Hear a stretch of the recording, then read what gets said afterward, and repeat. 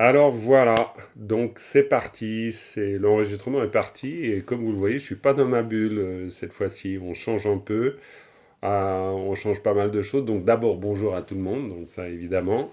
Et puis ce qu'on change, c'est que il n'y a pas de nouveau support aujourd'hui. Donc c'est aussi l'idée d'avoir un peu le temps de reprendre toute la matière qu'on a vue les fois passées et que justement on n'a pas vue. On l'a vu juste en passant. Donc il y avait un peu beaucoup de choses. Donc, et puis comme je vous ai dit, ça m'arrangeait pas mal parce que là, il y a eu la visite de la Majapahit. Bref, ça c'est du détail.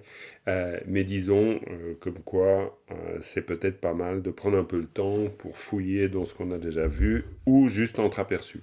Donc, cours de tibétain analyse toujours bien sûr les 37 pratiques et leçon 13. Alors leçon 13 c'est dans le sens où c'est le 13e support. Hein. C'est en fait la 15e leçon qu'on fait ensemble. Sauf erreur, hein. J'espère ne pas me faire d'erreur, mais donc c'est plutôt 13e support.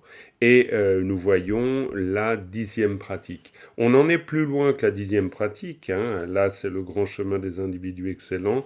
Je crois juste je vérifie, mais oui, on est à le dernier support. Et il y avait d'ailleurs le commentaire, ça c'est pas mal. Il faudra peut-être qu'on parle un peu du commentaire. C'est le dernier support qui était donc le support de la leçon 14, on voyait la 11e pratique, on aura le temps aussi peut-être de revenir dessus, je ne sais pas, mais l'esprit d'éveil relatif. Donc l'esprit d'éveil relatif, que l'on trouve donc à la 11e pratique, prend place dans les vœux du Bodhisattva, évidemment. Bon, pour vous qui êtes férus de bouddhisme, c'est tout évident tout ça. Et donc c'est logique que la 10e pratique, ce soit le grand chemin des individus excellents. Le grand chemin des individus excellents. Bon, logique, pourquoi? Parce que le grand chemin des individus excellents, c'est le chemin des bodhisattvas. Alors peut-être juste une mention sur excellent ou individu excellent.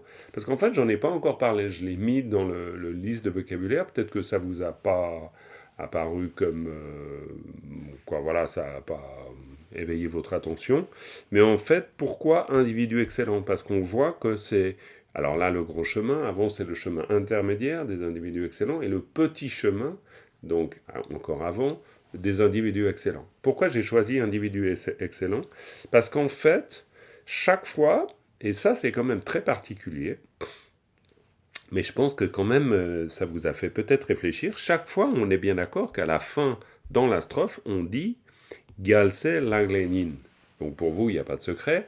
Gyaltse, fille et fils des vainqueurs, Laglen Yin. Donc c'est chaque fois une pratique des filles et fils des vainqueurs. On est bien d'accord. Simplement, du point de vue, on va dire, bouddhiste standard, on est bien d'accord que les filles et fils des vainqueurs, c'est en général les bodhisattvas, quoi, très clairement. Hein? Gyaltse Laglein, c'est les 37 pratiques des bodhisattvas. Et là, on voit dans la strophe, donc ici, plutôt dans la 10e pratique, on voit dans la 8e pratique et dans la 9e pratique, on voit en fait qu'il nous parle des individus qui sont des individus, alors d'autant plus pour le petit chemin, après le chemin intermédiaire c'est encore autre chose, mais il nous parle des individus qui, du point de vue du Mahayana, sont quand même inférieurs du point de vue de l'intention, du point de vue de la motivation. Mais malgré que dans les textes, on va dire classiques, on considère que ne sont des bodhisattvas que les individus qui développent justement une motivation parfaite de type bodhisattva, lui, il va considérer que ces individus, même avec une motivation qui n'est pas celle des bodhisattvas, sont quand même des pratiques de bodhisattva. Et ça, je ne sais pas si ça vous a frappé, parce que chaque fois, il dit Gyaltse Laglein. Si on prend les précédentes, c'est pareil. C'est chaque fois, le petit chemin, c'est une pratique des bodhisattvas, le chemin intermédiaire, c'est une pratique des bodhisattvas, et là, le grand chemin, c'est aussi une pratique des bodhisattvas. Et ça, c'est quand même quelque chose de très particulier, je trouve. Alors, j'ai pas l'explication, je ne sais pas pourquoi il fait ainsi une incartade on va dire, à la doxa, dans le sens où, voilà, à la manière habituelle de présenter les choses, mais en tout cas, c'est clair. Pour lui, ce sont des bodhisattvas. Chaque fois. Bon. Alors, il y a peut-être des éléments dans les commentaires, ça je sais pas. Moi, j'ai vraiment pas la réponse. Donc, ce qui fait qu'on se retrouve ici avec le grand chemin des individus excellents, et c'est pour ça que j'ai choisi de traduire Kebu par individu excellent. Pourquoi? Parce que Kebu, vous l'avez vu dans le vocabulaire peut-être, Kebu c'est individu, bon, ça c'est une traduction évidemment standard, mais Kebu ça vient aussi de Purusha. Et Purusha, c'est je vois Marie-Pierre qui opine de la tête parce que nous avons vu ça aussi avec Acharya. Il en a parlé des fameux Kiebu. Je fais référence à Acharya Kuncho Tenzin. Bref, pour dire que Kebu, ça veut dire individu, certes, mais ça veut dire Purusha aussi. Et Purusha en sanskrit, ça veut dire quand même alors peut-être héros est peut-être trop fort, mais c'est un individu excellent. C'est pas n'importe quel individu. Donc on voit que le terme a plusieurs sens possibles. Individu, peut-être individu ordinaire dans certaines conditions. Purusha, individu exceptionnel dans certaines conditions. Et donc j'ai décidé de parler d'individu excellent, tout simplement.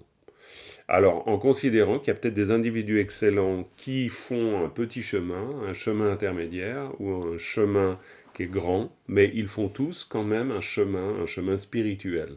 Parce qu'en fait, peut-être que la distinction entre ces trois, grand chemin, chemin intermédiaire, petit chemin, c'est des différences de motivation, mais par contre, ce qui est sûr, c'est que ce sont des êtres spirituels chaque fois.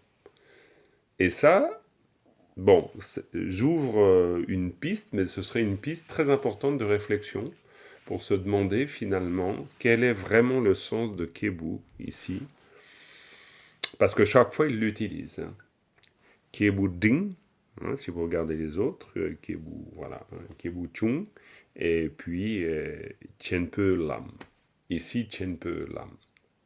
Grand chemin. Ok, ça c'était un peu, voilà, une introduction pour aiguiser notre curiosité, se dire tiens, on n'a peut-être pas encore terminé de tout voir de ce qui se cache derrière les mots, parce qu'il y a beaucoup de choses évidemment, mais maintenant on va voir la strophe ensemble.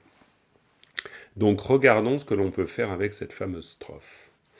Et l'idéal, ce serait que l'un ou l'autre, l'une ou l'autre, vous soit lisiez, soit récitiez cette strophe dans la mesure où vous la connaissez par cœur, ce qui est peut-être le cas. Je pense que bien sûr Thibaut, il les connaît par cœur, il a décidé de nous énerver jusqu'au bout. Voilà, c'est comme ça, il va falloir s'y faire. Et puis il y en a peut-être d'autres qui nous énervent et puis qui ont une super mémoire, puis qui arrivent à tout retenir, je ne sais pas. Bref, donc soit Thibaut, tu la lis par cœur, quoi, tu la récites par cœur, soit quelqu'un d'autre. On peut faire deux, on va faire deux. On va faire que Thibaut il nous la récite par cœur, comme ça lui fait un petit entraînement, et puis ensuite quelqu'un la lit comme exercice de lecture. Vas-y Thibaut. Alors par cœur, tu regardes pas l'écran. Tu fermes les yeux, on est tous en train de te regarder. Dogme tune dala sewachen manam dumna rambe shishikja dechir tai semchen dul dechir don chup semki c'est la clénine. Pas mal, hein. Pas mal. Hein. On peut lui donner 3 marrons. Bravo, franchement. 3 marrons glacés même. Non, c'est impeccable. Très bien. En plus, maintenant, vous avez les enregistrements avec la charia. Je ne sais pas si vous avez eu l'occasion de les écouter. Je pense que ça peut aussi être utile. J'ai été assez étonné. Il les lit pas d'une manière forcément très très fluide. C'est en fait, il fait un découpage un peu différent. Mais bon, c'est intéressant. Par contre, la prononciation, évidemment, est tout à fait excellente. Est-ce que quelqu'un veut bien lire la strophe pour nous qui n'avons plus de mémoire, dont je fais partie? Alors, qui veut bien? Oui, Isabelle, super, je te laisse ouvrir ton micro. Alors, par contre, il faut que tu ouvres ton micro, parce qu'on te voit à bouger les mandibules, mais c'est... Ah bah, pas grave. Alors, vas-y, Isabelle, tu peux nous lire cette strophe. Donc, pour la reprise du direct, je vais lire que les deux premières. Oh, garde-moi ça, que les deux premières. Bon, bah d'accord, comme tu veux, vas-y. Les deux premières. Allons-y. Alors, Je zoome un peu, comme ça vous l'aurez plus grand. Tokme, Dune, Dala, Sewachen, Manam, Dumna, Rande, Chi, Chik, Cha. C'est pas mal, hein, c'est pas mal, hein, il n'y a pas de doute.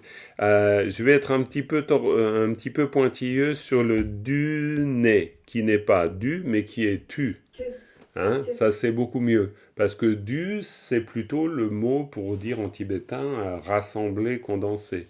Un doua.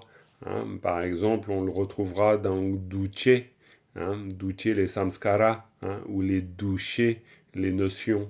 Donc ici, c'est vraiment tu. Alors c'est particulier, hein, parce qu'on est bien d'accord, on voit un ta, donc on se dit que c'est un da, mais rappelons-nous que quand c'est préfixé, il y aurait un ao devant, ce serait une autre paire de manches. Donc ici, c'est tu n'es. Et ici, c'est bien da et pas ta, c'est da. Hein, donc ça, c'est des petits détails. Encore une fois, c'est notre histoire de mots-clés. C'est-à-dire que si on a da comme mot-clé pour le je, l'ego, évidemment, hein, ça c'est un mot forcément clé pour nous. Après, il est mot-clé aussi pour la règle d'épellation, c'est-à-dire pao da, kada. Hein. Donc voilà, ça nous fait un petit tilt en se disant ouais, comme da, c'est comme dans le mot da, pao da kada. Voilà. Et tu pourrait tout à fait être un mot-clé aussi. Hein. Ta, shakyutu, sa, tu. Moi, j'ai tep. Tep, c'est vraiment pour moi le mot qui me rappelle toujours que le mot verbe, donc tep, c'est vraiment expirer bas. Tep. On dit pas dep, mais on dit tep. Parce qu'en fait, je me rappelle, j'étais au Sikkim, à Rumtek, là je vous parle de ça il y a plus de 30 ans, bien avant les histoires de controverses, etc. Et donc c'était ouvert facilement. Et puis j'étais dans une famille, la famille d'ailleurs de Khenpo Rinpoche, que je ne savais pas du tout que je débarquais dans la famille. Et il y avait un fils de la famille qui me faisait répéter un peu le tibétain le matin, parce que j'étais à fond dans le tibétain.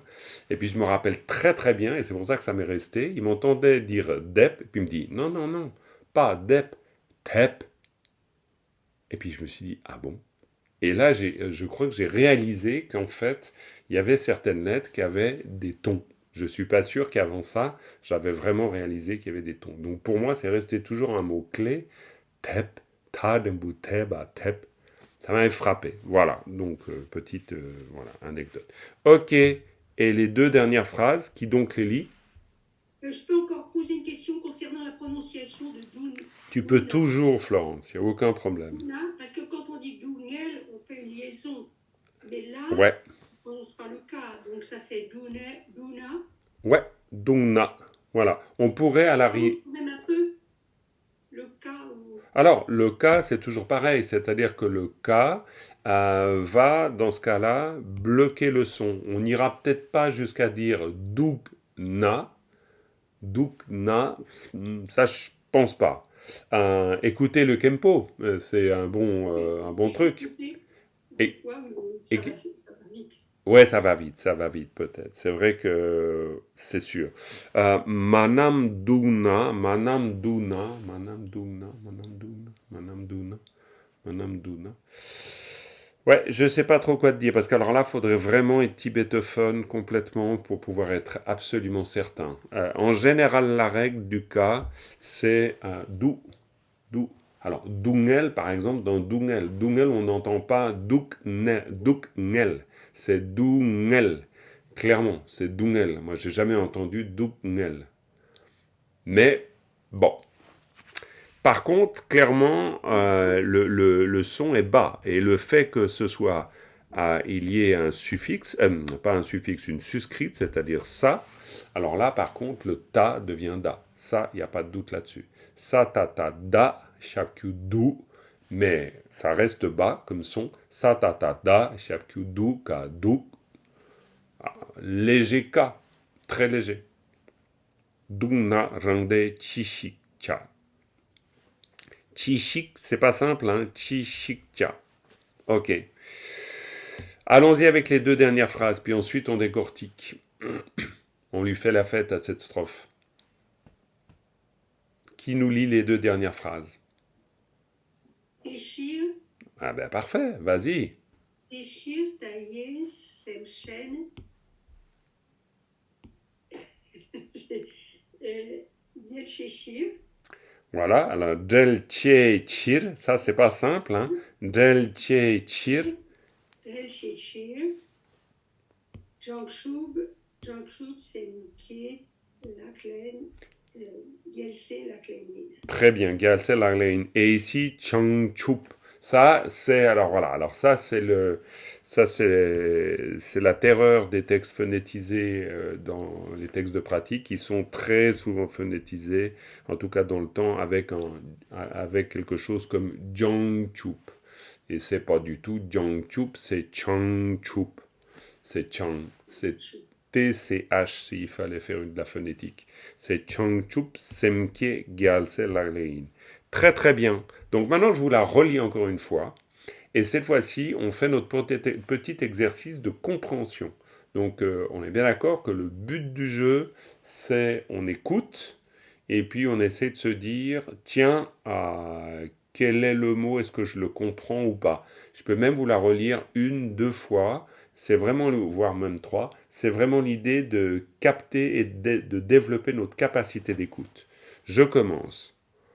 Tome tune dala tsewachen manam duna rangde chi shikcha techir taye semchen delche chir chongchup semkie gyalse laglen yin. Je recommence. Tome tune dala tsewachen manam duna rangde chishikcha techir taye semchen relche chir chongchup semkie gyalse laglen yin. Ok? Voilà. Donc là, l'idée, bien sûr, c'est tac-tac de capter au vol. Tome tune dala tsewachen Madame Duna rangde chishikcha techir taye semchen jelche chir chongchup semke gyalse laglen yin. La troisième fois, je vous l'ai plus lu comme quelque chose qu'on déclame. Hein. Tome tune. Bonjour Cathy. Tome tune. Oui, Marie-Pierre. Oui, Tomé Tuné, oui, qu'on retrouve dans Ah, sans arrêt, on a sans arrêt. sans arrêt. Tome tune. Depuis des temps sans commencement. Absolument. Sans commencement. Depuis des temps sans commencement. Est-ce que Tome tune, ça vous a dit quelque chose, les autres? Natalia qui a ouvert son micro. Oui. Talk, je pense c'est le début, mais négation Ouais, du temps, mais particule, provenance. Si on veut absolument. Alors, mais tu, hein, Tome tune. Alors, évidemment, après, c'est Tome tune, mais des temps, on pourrait dire des débuts sans temps. Hein. On pourrait aussi dire, ou alors, Togma, mais pas. Parce qu'en fait, c'est Togma, mais pas. Et Togma, mais pas, c'est sans début. Donc, depuis des temps, sans début. Très souvent en tibétain, quand vous avez une formule comme ça, et alors là, c'en est bourré dans les strophes des 37 pratiques, très souvent, une formule est un condensé, parce que c'est Tongme tu ne. Et on va, plutôt que de dire Tongme tu ne, on va dire Tongme. Excusez-moi. Tongma me pas ne, plutôt que de dire Tongma me pas, ça c'est tout simplement on dit Tongma me pas, plutôt que de dire Tongma me pas, on dit Tongme. Mais du coup, quand on a Togma me pas, alors me pas c'est clairement il n'y a pas de Tongma. Et Togma c'est le début, il n'y a pas de début.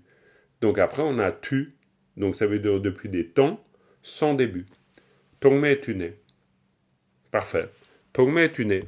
Ça, c'est évidemment une expression clé. Ça fait partie des mots-clés, quoi. Je veux dire, ça fait partie des mots qu'on a intérêt de connaître par cœur. Ça nous intéresse. Bon, par cœur, disons. En tout cas, il faut être familier.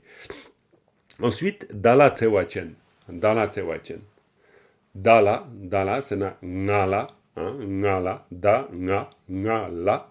La, tunda karere. La. C'est quoi le sens de la? Tunda karere.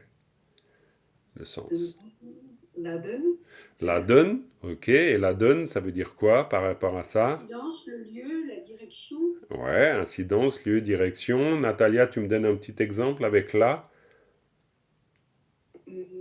nga pela jogging, Très bien. Nga pela jogging, hein? Parfait. Nga pela jogging. Donc, nga pela, au Tibet.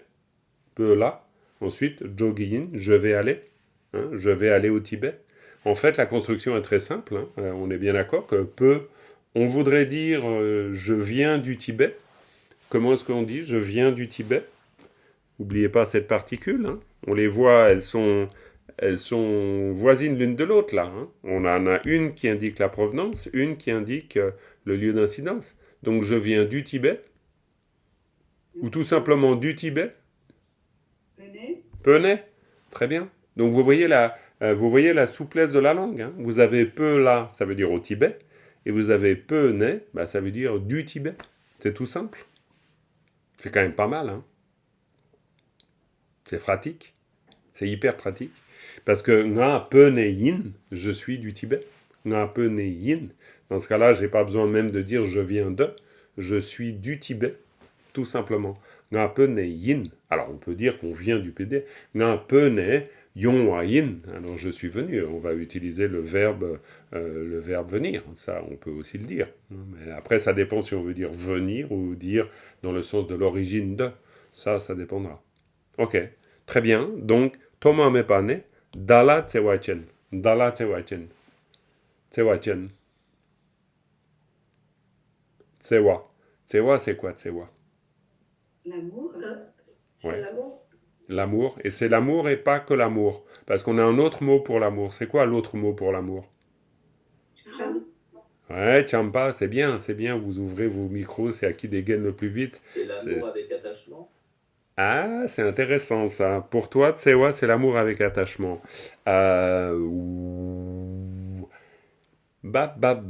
Disons, ce serait un peu compliqué de dire l'amour avec attachement au sens strict de l'attachement, dans le sens de névrotique, hein, dans le sens, dans le sens où, en termes bouddhistes, attachement, c'est névrotique. Alors que Tsewa, c'est pas névrotique. Pas forcément névrotique. Tsewa, c'est aussi l'affection. C'est aussi l'amour, mais dans le sens de l'affection, c'est-à-dire l'affect. Et on peut très bien, vous avez un livre entier de Dzigar Kongtrul Rinpoche sur Tsewa, sur l'amour. Et où pour lui, il parle clairement de l'amour. D'ailleurs, il met le titre phonétisé dans son livre en anglais, traduit en français, et il utilise Tsewa. Et il l'utilise tout le long d'ailleurs, et c'est intéressant. Il utilise tout le long le mot Tsewa comme une espèce de néologisme, pour faire exprès, je pense, de sortir le mot du raccourci dans le sens du mot lié au sens. Quand on dit l'amour, pour nous, c'est tout de suite lié à quelque chose. L'affection, c'est aussi lié à l'affection. Et il le garde peut-être en tibétain pour lui donner sa particularité. Et sa particularité, c'est d'être une espèce d'amour, d'affection. Ce serait difficile de dire que c'est purement névrotique, mais c'est clairement attentionné. Ce serait peut-être proche du fameux terme très courant qu'on entend, to take care, le care. Hein, même c'est devenu en français quelque chose de présent, le care. Hein, mais dans le sens ici, ça veut dire le fait de prendre soin. Donc Tsewa, c'est ça aussi. Il y a vraiment l'idée d'aimer dans le sens de prendre soin. Hein. On peut dire amour bienveillant. Ouais, on pourrait dire amour bienveillant. Ça serait pas faux de dire. Oui, tout à fait, ça serait pas faux. Ça sera de toute façon, on cherchera toujours le sens le plus exact. Hein, et ce sera jamais si simple de le trouver. Mais ici, Tsewa Chen. Donc Tsewa Chen, Chen, ça nous dit quelque chose là avec Tsewa. marque de possession, Possession. Ah ouais, alors là, mais là il y a les vignettes qui s'agitent. Donc Tsewa Chen, Chen dans le sens de possession, j'ai entendu, mais Chen, ça peut vouloir dire quoi aussi? Doté de. Yes, de T2, absolument. Hein. Peut-être vous vous en souvenez, mais Chen fait partie de Chen, Ken, Ken et Den. Hein? Chen, Ken, Den. Si vous regardez dans le clair miroir, qu'est un gourmet, donc le grammairien, classe ces trois particules dans le même groupe. Pourquoi? Parce que c'est ce qui est doté de, ce qui possède, qui a la qualité de. Hein? Donc, Tsewa Chen, c'est un peu tout ça. C'est-à-dire, c'est les êtres aimants, pourrait-on dire. Aimants dans le sens qui sont pleins d'amour et d'affection pour nous. Et on voit que c'est Dala Tsewa Chen. Donc, Dala Tsewa Chen, vous traduiriez comment ce segment Dala Tsewa Chen? De manière assez littérale, hein? Aimant à mon égard. Hein. Oui, et le Chen est réservé pour les êtres, donc c'est celles et ceux qui ont manifesté à mon égard de l'amour et de l'affection, en fait. C'est tout ça dans la Tsewa Chen. C'est vraiment, on voit, là c'est un usage du Dala qui est vraiment, qui est très très clair. On sent que ça se rapporte à moi, mais c'est même assez sensible dans la manière de dire. Dala Tsewa Chen, c'est celles et ceux qui m'ont aimé, en fait, d'une manière plus simple. J'ai été aimé. J'ai été aimé par des êtres. Et en fait, et c'est très beau parce qu'on sent bien cet esprit des bodhisattvas, j'ai été aimé par des êtres. Et par des êtres, ben voilà, manam. Et manam qui veut dire Les mères. les mères, absolument. Donc manam, ça veut dire j'ai été aimé par toutes mes mères. Parce que manam, ça veut dire c'est clairement les êtres. Hein. Là il fait on pourrait dire c'est même pas un raccourci, c'est pas du tout un raccourci d'ailleurs, mais c'est une forme d'élision, c'est une forme de voilà, il réveille une notion profonde, c'est le fait que tous les êtres ont été à un moment ou à un autre mes mères passées. Mais souvent on l'entend peut-être comme d'une manière un peu technique. Ah bon, bizarre, les êtres qui ont été mes mères passées, puis on se dit mais comment c'est possible? Attends, surtout lui, je vois pas comment. Donc bon voilà, donc on est un peu dans une forme d'arithmétique en se demandant qu'est-ce qu'est, c'est quoi ce truc? Mais en fait, dans la manière dont il le construit, c'est Dala Tsewa Chen, Manam, et en fait, c'est vraiment dire tous ces êtres qui m'ont aimé. Et ça, je trouve que c'est plus sensible, parce que c'est tous ces êtres qui sont, oui, mes mères passées, d'accord, mais j'ai été tout le temps aimé. Et c'est ça que veut dire ce Dala Tsewa Chen Manam. Parce qu'à tout moment, dans toutes mes existences, et c'est ça qui est dit, dans toutes mes existences, à un moment ou un autre, j'ai été aimé. Que j'ai été, je ne sais pas, j'ai pu être un petit moineau, un chiot, un renardeau, un petit requin, j'en sais rien, n'importe quelle forme d'existence. Ben, il se trouve que j'ai été aimé. Donc c'est ça qu'il nous dit. Et je trouve très touchant de le dire comme ça. Hein? Tome tu ne dala tsewa chen, manam dungna, et manam dungna, et là, clairement, manam dungna. Comment est-ce qu'on peut le traduire? Est-ce qu'on le traduirait? Pardon? Si mes mères souffrent, Ouais, mais alors justement, ça, c'est si. Est-ce que c'est si ou c'est quand? Parce qu'évidemment, hein, le na stricto sensus, c'est si. Mais en fait, on peut très bien aussi suraru tu na la tu. Suraru tu na la tu. Na, c'est aussi une forme de la. C'est aussi un latin. D'accord? Et c'est pas si dans le sens si elle souffre, mais ici, hein, manam duna. Ah, manam duna ta yabo mare. Hein, parce que c'est vraiment, c'est si, oui peut-être, mais c'est surtout aussi quand. Hein, quand elle souffre, c'est-à-dire de la même manière qu'on a dala, tsewachen, hein, mais là, les êtres dugna, c'est-à-dire, c'est quelque chose, on pourrait dire, c'est la souffrance expérimentée. Alors, c'est pas exactement la même construction, parce que là, c'est vraiment, ça se rapporte à moi. Là, c'est dugna. Je pense que c'est plutôt quand que si, parce qu'il n'y a pas de doute du point de vue bouddhiste que c'est pas une option. Hein. C'est pas seulement si elle souffre, c'est que tous les êtres à un moment donné ont souffert, tous, tous, tous. Donc, quand elle souffre, Eh bien, rangde, chi shikcha. Moi, je l'aurais vu comme si elle souffre encore, Ok. et pas encore atteint l'état d'éveil, alors. Ah oui, c'est juste, c'est beau aussi de le dire comme ça. Ouais, c'est peut-être ça finalement. Ah ouais, j'en sais rien. Je sais pas. Moi, je l'ai Parce vu que autrement, mais c'est si juste de elle le voir souffre, aussi comme ça. à quoi bon mon bonheur? Eh ben absolument, vous êtes deux contre moi, vous avez raison, je crois. Ah, Moi, est-ce qu'on pourrait dire aussi alors qu'elle souffre, justement, et moi, je serais heureux. Oui, alors qu'elle Alors que, souffre, oui, oui, alors, et on voit, là, on est au cœur de la difficulté de la traduction, vous imaginez, hein? Moi, j'aurais de la peine à trancher, hein. Mais j'aime bien, alors que, oui, oui, alors qu'elle souffre, ce serait très bien. Mais je pense que c'est vous qui avez raison. C'est peut-être pas forcément quand elle souffre, bien que c'est des sens très proches, parce que quand elle souffre, à quoi bon chercher mon propre bonheur? Mais alors qu'elle souffre, à quoi bon chercher mon propre bonheur?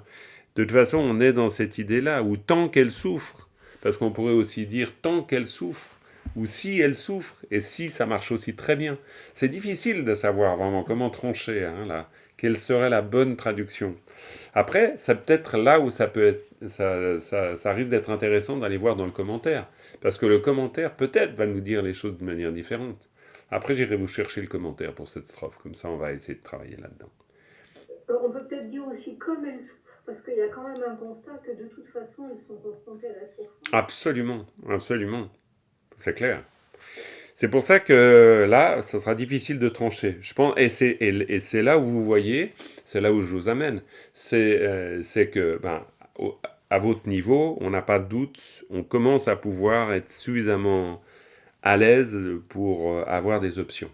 Donc après, vous êtes mûr pour aller regarder dans les commentaires, parce que c'est les commentaires qui vont vous donner la clé au bout d'un moment. Parce qu'après, tout seul, ce serait d'ailleurs, on se rend compte que ce serait bizarre même de traduire une strophe comme ça en français sans avoir consulté au minimum un voire deux commentaires. Parce qu'on a besoin de le faire pour comprendre le contexte. Et je dis minimum dans le sens qu'évidemment c'est un minimum, parce qu'on pourrait aussi aller plus loin. Bref. Mais là, avant d'aller dans le commentaire, on va d'abord éplucher. Donc, rangde, là, c'est assez clair, mais il y a quand même une particule, rangde. Et ça, c'est quoi, là? Ça exprime quoi, grammaticalement parlant, rangde? Instrument. Ouais, mais justement, c'est bizarre, l'instrument. Qu'est-ce que ça peut vouloir dire, là, cette particule?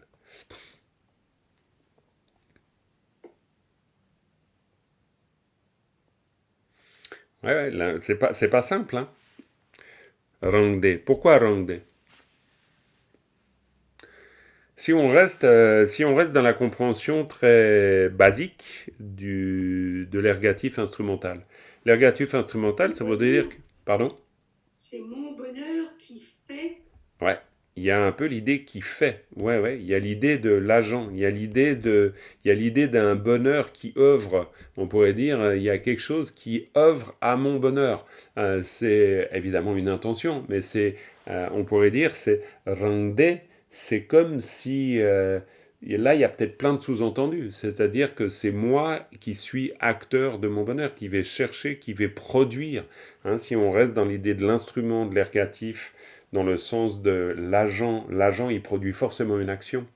Donc, et ça va, c'est render dans le sens, ben, faire mon bonheur, à quoi ça sert? Hein, on pourrait par exemple le traduire de manière très simple. Je dis pas que c'est comme ça qu'il faut le traduire, mais juste pour essayer de prendre...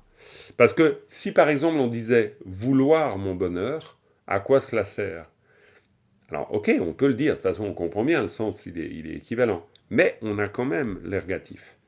Et c'est peut-être pas vouloir, mais c'est peut-être dans le sens de l'instrument, c'est-à-dire de faire, de produire, hein, dans le sens de l'agent. Voilà, c'est juste des portes qui s'ouvrent, mais bon. Après, ça, c'est plus clair, parce que chi, chi, cha, chi, c'est vraiment... chi, c'est un peu l'équivalent en langue classique avec le kang. Les deux sont valables d'ailleurs. Chi et kang, kang, chi, cha, on pourrait presque le dire comme ça. Mais chi, c'est l'interrogation. C'est quoi? Quoi que Pourquoi? Hein? Chi, shik, cha. Alors après, là, bon, shik c'est un, cha c'est faire. Bon, ça on peut vraiment le comprendre de manière simple. Hein? Cha, faire. Ok. Donc, chi, shik, cha, à quoi bon faire, on pourrait dire. Hein? Chi, shik, cha, c'est quoi que tu fais? C'est quoi que tu fais? C'est un chi-shik, c'est quoi? Hein? Donc, chi-shik-cha, c'est un peu vraiment l'interrogation sur c'est quoi cette action? Chi-shik-cha. Hein? Il y a vraiment ce sens-là. Donc, à quoi bon? Alors, évidemment, à quoi bon œuvrer à son bonheur alors que tous ces êtres qui ont été si aimants à mon égard depuis des temps sans commencement continuent à souffrir. Donc, on voit bien que c'est ça le sens, forcément. Après, l'idée, on est d'accord, quand on lit la strophe, c'est de le sentir. Tome tune, dala tsewachen, manam duna, rende chishikcha. Et c'est vraiment, pour chaque groupe de mots, être tac, collé au sens. C'est pour ça qu'on doit la lire. Hein. Vous devez faire du théâtre chez vous. Vous devez être dans votre salon en train de tourner en rond et en train de réciter votre texte. Parce qu'il faut le sentir. Hein. Sinon, on passe à côté. Rende chishikcha. Et puis ensuite, donc, bah, il termine par un point d'interrogation. Donc là, on a la réponse. On voit bien comment il construit son truc. Donc là, c'est pas son truc, sa strophe. Donc voilà la question et voilà la réponse. Et c'est pour ça qu'il commence au début avec un techir, qu'on a vu plusieurs fois déjà. Techir, bah, c'est pourquoi, on est d'accord. Donc techir, ben quoi? Alors, allez, qui me décortique là ce qui vient là? Tailler, c'est sans limite, Sans limite. illimité. Mhm. Les êtres sensibles. Ouais. Et puis c'est, si tu prends juste taille semchen, taille semchen. Si tu prends juste le taille Les êtres semchen. sensibles en nombre illimité. Ouais, complètement. Et tu pourrais dire aussi l'infinité des êtres sensibles. Pourquoi? Parce que tailler, c'est sans limite dans le sens de un taillé, c'est infini. Hein, on peut le comprendre comme infini, comme sans limite, comme absence de bord. Hein, taillé. Taillé, Semchen, ces êtres innombrables. Il y a aussi le côté de innombrable dedans. Hein, Taillé, Semchen, ces êtres innombrables. Eh bien, Teichir, c'est pourquoi Taillé, Semchen. Et ensuite, Delchechir, Afin de les libérer. afin de les libérer. Parce que Chir et Chir, hein, on a de nouveau, Chir c'est vraiment considéré comme une particule. Si vous allez regarder dans le clair miroir, d'ailleurs, il faudra que je vous le rende accessible, mais il est plus, il est plus édité. Bref, ça on verra ensemble sur le groupe WhatsApp. Donc bon, Chir, puisque, hein, puisque, dans l'intention de, puisque, donc, Del Chir, pour, vous pouvez aussi le traduire par pour, hein, il y a dans le sens de, ouais, en conséquence. C'est pourquoi. C'est pourquoi. Donc, Del Cha. Alors ça, c'est intéressant. Parce qu'on a, on est d'accord. Alors, Del, c'est compliqué comme verbe, hein, parce que vous avez le verbe être libéré, le verbe libérer, donc vous avez au minimum 5 formes. Non, 6, que dis-je. C'est-à-dire que vous avez les 4 formes du verbe volitif, et puis les 2 formes, les 3 formes même, certainement, du verbe non volitif. Je suis pas très bon dans les formes verbales, j'oublie souvent, parce qu'il y en a tellement à se souvenir, quoi. Bon, bref. Mais on voit bien que ici, del, c'est le verbe libérer. Et cha, par contre, ça peut nous faire penser à quelque chose de très important. Je vous ai d'ailleurs mis une annexe pour ça. C'est les catégories d'Achen. Je ne sais pas si vous avez eu le temps de regarder un peu cette annexe. C'est tout simplement la notion que quand vous avez un acteur, l'exemple donné dans le clair miroir, c'est par exemple quelqu'un qui coupe du bois. Quelqu'un qui coupe du bois, ça veut dire que vous avez l'acteur, le coupeur de bois, vous avez l'instrument, ce qui permet de couper le bois, la hache, vous avez l'action, couper, vous avez ce sur quoi porte l'action, le bois, et donc tout ça va être distingué dans deux catégories grammaticales tibétaines extrêmement importantes, c'est da et shen. Et da, alors là je vous fais un immense résumé du da et shen, hein, on est bien d'accord, hein, parce que ça c'est, je veux dire, les grands spécialistes ils vous écrivent 300 pages hein, sur da shen, donc moi c'est pas en 2 minutes, je vais vous dire tout ce que da shen. Mais disons à mon niveau, ce que je comprends, parce que c'est vraiment qu'à mon niveau, da shen, c'est cette distinction qu'on fait entre ce qui se rapporte à moi-même, et évidemment ce qui se rapporte aux autres. Et dans l'idée de ce qui se rapporte aux autres, eh bien, c'est, on pourrait dire, quelque chose qui, non pas qui m'est étranger du tout, mais qui se distingue de moi. C'est da et shen dans le sens d'une distinction. Dans le sens où, par exemple, si je dis je suis le coupeur de bois, ça, je parle de moi. Donc, évidemment, j'ai pas besoin de me distancer par rapport à moi. Évidemment, vu que c'est moi le coupeur de bois. Mais si je dis le bois, c'est vraiment quelque chose d'extérieur, sur lequel je vais exercer mon action. Mais le bois, en aucun cas, je peux dire que c'est mon bois, ouais, mais n'empêche que c'est quand même extérieur. C'est-à-dire mon appropriation du bois, elle a des limites. Il y a quand même l'idée d'un acteur et d'une action qui va être portée sur quelque chose. Donc on est vraiment da-shen dans les catégories aussi, c'est très abhidharma, hein, c'est très bouddhiste. Hein. On se demande finalement toujours comment l'ego perçoit la réalité. On n'en sort pas de cette histoire-là. Donc le cha, vous allez le retrouver très souvent comme la marque de la chose à faire. C'est une marque du futur en fait, le cha. Et le cha, grammaticalement, va indiquer ce que vous allez devoir faire, c'est-à-dire l'action à produire. Et c'est pour ça que del chir, c'est pourquoi je vais agir en vue de chir, la libération. Mais la libération, c'est ce que je dois faire. Je dois œuvrer à libérer. C'est dans ce sens. Je me demande si c'est pas dans cette leçon-là que je vous avais mis cette annexe. Mais si! En plus, c'est dans celle-là. Je suis sûr que vous avez fait de cette partie votre livre de chevet. J'en suis persuadé.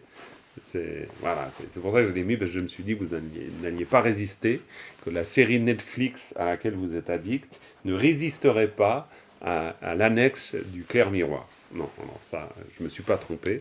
Donc voilà, donc je pense qu'on peut regarder un peu ensemble.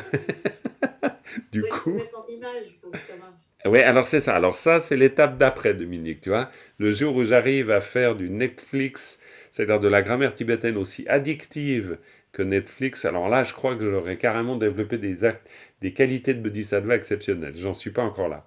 Par contre, les bodhisattvas qui réussissent à faire de l'addiction, malheureusement un peu samsarique et non pas nirvanique, ça c'est une autre histoire. Mais moi, c'est une autre discussion. Mais donc, là, dans ce que vous avez, alors, je vous ai pas mis tout le chapitre parce qu'après ça devient carrément un peu les nœuds dans le cerveau, mais là je vous ai mis le minimum à comprendre.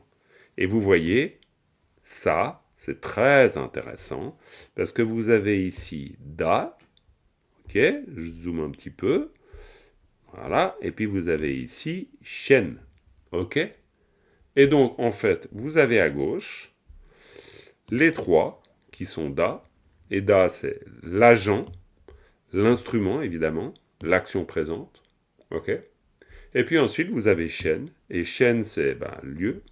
L'objet cible, le lieu. Évidemment, ça, ce n'est pas de mon ressort. C'est quelque chose qui est différencié de moi. Vous avez l'objet de l'action.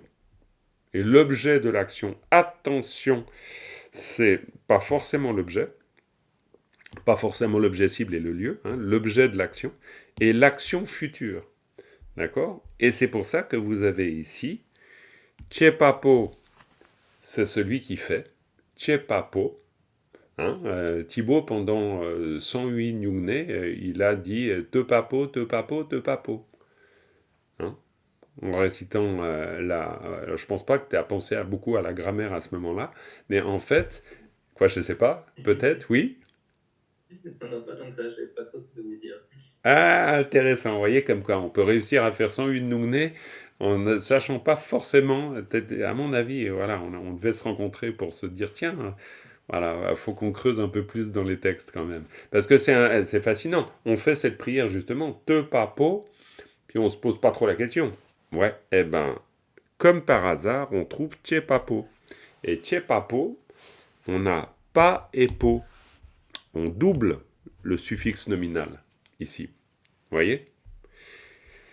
Et en faisant ça, eh bien, ça veut dire que le Tchepa, c'est po. C'est-à-dire, c'est quelqu'un c'est quelqu'un qui fait l'action. Donc, c'est l'agent. Ok? Et c'est pour ça parce que le pas, c'est un nominalisateur. Hein. Donc, le Tchepapo, c'est l'acteur. Donc, le te papo, c'est de la même manière, c'est pas le faiseur, c'est le loueur. C'est-à-dire celui qui loue. C'est le prieur. Hein? C'est te papo, c'est moi qui prie. Te papo, c'est moi qui rends hommage. Et ensuite, tchepa, bah, évidemment, ici, c'est l'instrument. C'est le verbe faire. Ensuite, je dézoome un peu pour avoir les autres. Ensuite, alors, l'action présente tchetsik. Bon, là, c'est. Voilà. Ensuite, l'objet cible tchewe yul. Et là, vous voyez que le verbe change. C'est-à-dire que dès que vous. Là, vous êtes dans le je qui fait quelque chose. Et puis ça, vous êtes déjà dans l'objet. Donc, le tcha.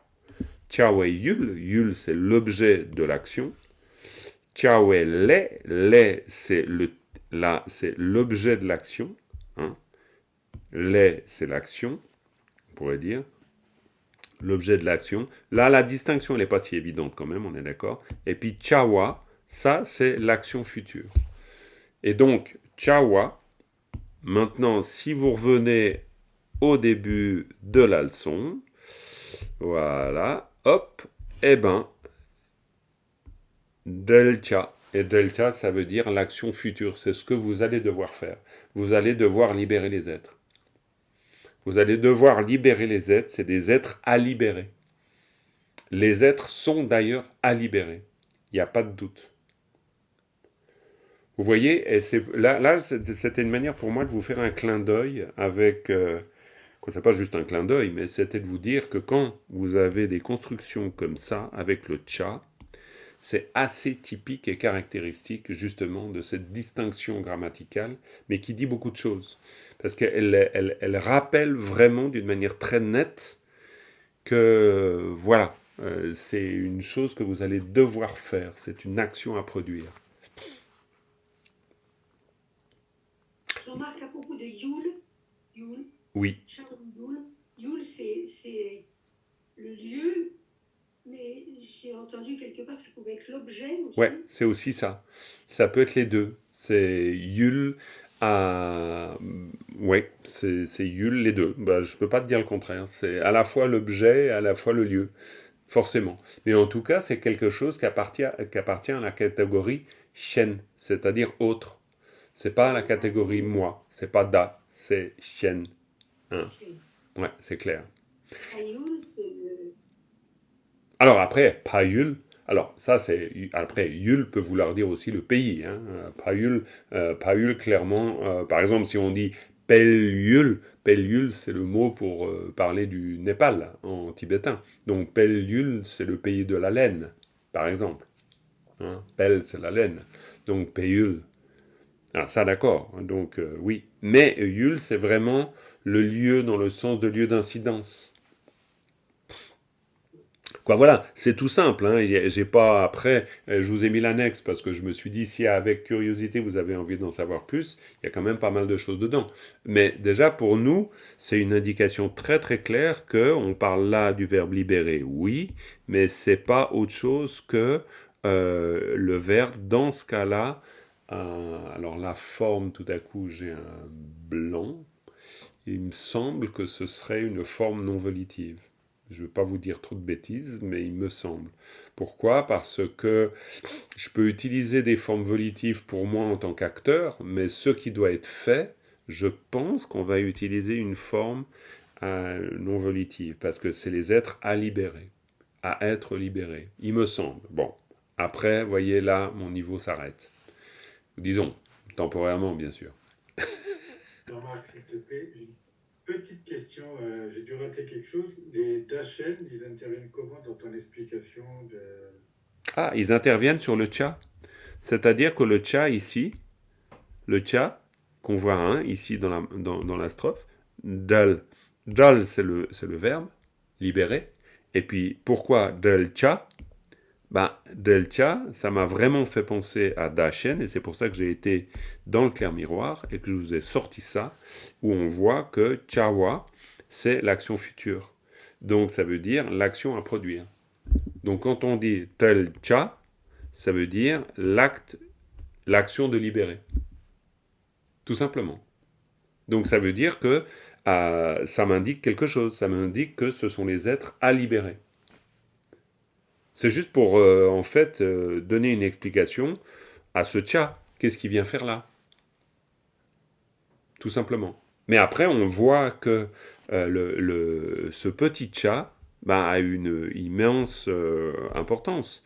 Alors là, je ne vous en ai pas mis plus, mais quoi, voilà. Après...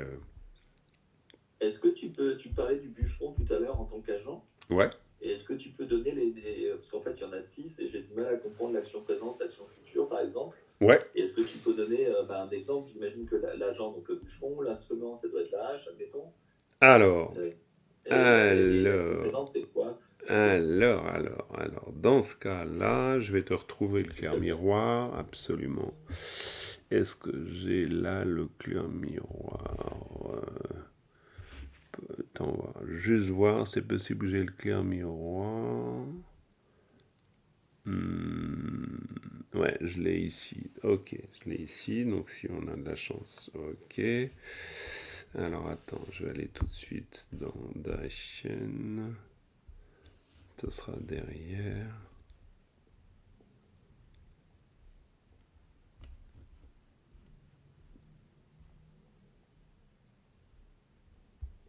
Ça, c'est toute la partie sur les verbes dans le clair miroir, qui est très importante.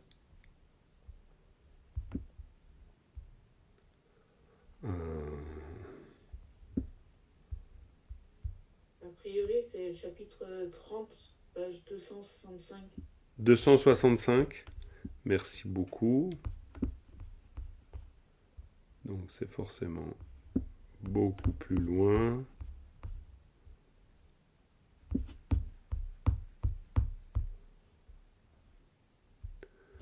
Alors, je vais y arriver, j'y arrive petit à petit. Alors, hop. Vous vous rendez compte, tous ces trucs? Non, mais vraiment. Voilà, alors, les concepts d'agentif, d'objectif. Voilà, alors, par exemple, là, voilà, je vais vous montrer ça. Voilà, par exemple, là, donc, je parlais du coupeur de bois. Alors, on va prendre l'exemple qu'il donne, comme ça, c'est plus simple. C'est le marteleur, hein. Le marteleur, ça serait comme le coupeur, hein, c'est pareil, hein. Donc ici, on a le dung papo. Dung, c'est frapper, hein, taper. Donc, dung papo, c'est le marteleur. Dukche, c'est ceux qui martèlent. Ceux qui martèlent, c'est votre instrument. C'est-à-dire ceux qui servent à marteler. Ensuite, vous avez dung warche, c'est le fait de marteler. Hein, martèle, il martèle, d'accord? Puis ensuite, vous avez donc l'ouvrier. Quoi? Attendez, voilà. Non, voilà, attendez voir, là j'ai pas de pointeur. Ah, c'est bête, j'ai pas de pointeur. Bref, vous voyez quand même sur l'écran, j'espère que vous voyez bien. Vous voyez en dessous, vous avez l'objectif, hein. Là c'est l'agentif, là c'est l'objectif. Tu vois bien, Stéphane? C'est ok, voilà. Parfait, merci. Ok, top. Alors là, je regarde que oui, non, je masque pas le... Voilà, non, c'est... Voilà, ok. Très bien. Et vous avez l'objectif. Donc, Dungyul, le lieu où l'on martèle. Hein, on peut imaginer la forge, par exemple, c'est le lieu où on martèle. imaginons. Vous avez dungcha, ce qui est à marteler. Et là, ben, c'est clairement dungcha, et pour nous dans la strophe, dulcha, c'est-à-dire ce qui est à libérer. Et vous avez dungwarcha, martellera, si on voulait dire, ben voilà. Donc, et là, on a les trois qui appartiennent à l'agent et les trois qui appartiennent à l'objet, en fait, tout simplement. Alors, ça ne veut pas dire que dans toutes les phrases, on a ça, mais ça veut dire que pour les grammairiens tibétains, ils vont comprendre le propos comme appartenant soit au domaine du da, soit au domaine du shen. Et en fonction de l'un et de l'autre, tu vas écrire les choses différemment. C'est-à-dire, par exemple, tu vas choisir une forme verbale qui est cohérente par rapport au domaine de l'objet ou qui est cohérente par rapport au domaine de l'agent. Tout simplement. Donc, alors là, il y a peut-être certainement la règle qui fait que on va trouver, je vais juste regarder si par hasard il y avait une indication. Ça, je vous ai montré après. Voir s'il y a une indication sur les verbes, mais après ça nous fait peut-être aller trop dans le détail, je ne veux pas non plus vous faire perdre un peu de temps avec ça, mais bon. Bref, non, après c'est vrai, on va être trop dans le détail. Donc on va rester quand même là au niveau où on est, c'est déjà bien, c'est déjà pas mal. Donc ça veut dire que pour nous, delche, c'est ce qui est à libérer. Voilà. Et donc, techir taye semtien delche chir, c'est pourquoi tous ces êtres qui sont à libérer, hein, taye semtien delche chir, changchup semkie, et c'est ça qui nous intéresse ici, changchup semkie, galse laglayin. C'est-à-dire que c'est quoi changchup semkie? Générer l'esprit d'éveil. Yes, générer l'esprit d'éveil, développer l'esprit d'éveil. Et on voit de la même manière, hein, là vous pourriez être sûr que c'est le verbe, vous pouvez l'observer en termes de da et de shen aussi de la même manière. C'est-à-dire que, en fait, ça se réfère à nous. C'est nous qui développons. On peut presque être sûr que c'est un verbe volitif. Parce que l'on ne peut pas, sans avoir développé l'intentionnalité, ça c'est l'enseignement de la Madhyam Pataye hier soir à Genève, on ne peut pas, sans avoir développé une intentionnalité, on ne peut pas, évidemment, on ne peut pas développer l'esprit d'éveil. On doit avoir eu l'intention de l'esprit d'éveil. On ne peut pas le développer par hasard. C'est pas « Ah tiens, c'est bizarre, je me suis mis à développer l'esprit d'éveil. » Non, ça, du point de vue bouddhiste, bon, disons, j'aurais de la peine à croire. Mais bon, tout est possible, donc on ne sait jamais, je me méfie. Mais Changchup Semkie, ça veut dire développer l'esprit d'éveil. C'est moi qui prends l'engagement. Je prends le vœu de. Donc, je développe l'esprit d'éveil, et ça, c'est une pratique des filles et fils des vainqueurs. D'accord? Voilà. Voilà pour cette strophe. Magnifique strophe. Dernière petite question concernant le premier vers d'Allah, mais partout c'est traduit par nous.